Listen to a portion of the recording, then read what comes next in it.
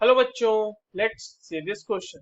A molar solution is one that contains 1 mole of a solute in options are 1000 gram of solvent, 1 liter of the solvent, 1 liter of the solution and 22.4 liters of the solution. चलिए इस question को solve करते हैं बच्चों और सबसे पहले ये देखते हैं कि इस क्वेश्चन को सॉल्व करने के लिए हमारे पास कौन से की कॉन्सेप्ट की जानकारी होनी चाहिए। देखिए इस सवाल में हमसे बेसिकली मोलर सोल्यूशन के बारे में पूछा जा रहा है ना, तो जो कॉन्सेंट्रेशन टर्म होती है जिसका नाम होता है मोलालिटी, उसके बारे में हमें पता होना चाहिए। Now molality is defined as what? Molality is defined as the number of moles of solute present per kg of solvent। Solvent के पर केजी में कितने number of moles of solute है उसी को तो मोलालिटी कहते हैं।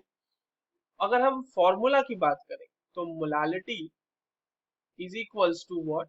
Number of moles of solute divided by mass of solvent, और ये होना चाहिए केजी में। ठीक है, अगर ये केजी में है, अगर ये ग्राम में है, सॉरी अगर केजी में नहीं है ये ग्राम में है, तो हमें उसे केजी में कन्वर्ट करना पड़ेगा। ठीक है, तो अब देखते हैं हमारे पास ऑप्शंस क्या क्या है। ऑप्शन पहला कह रहा है कि 1000 ग्राम ऑफ द सॉल्वेंट, यही तो आंसर है।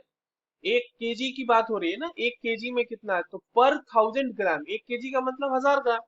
तो 1000 ग्राम सॉल्वेंट में कितना 1 मोल अगर सॉल्यूट है तो वही तो हमारा मोलर सॉल्यूशन होगा ना। हमने इसको अगर ये 1 रख दिया, number of moles of solute divided by the mass of solvent in KG, और अगर ग्राम में है तो हम उसको केजी में कन्वर्ट करेंगे।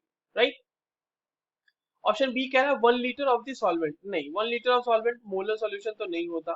सी कह रहा है 1 लीटर ऑफ द सोल्यूशन, नहीं मोलर नहीं होता, वो मोलर होता है।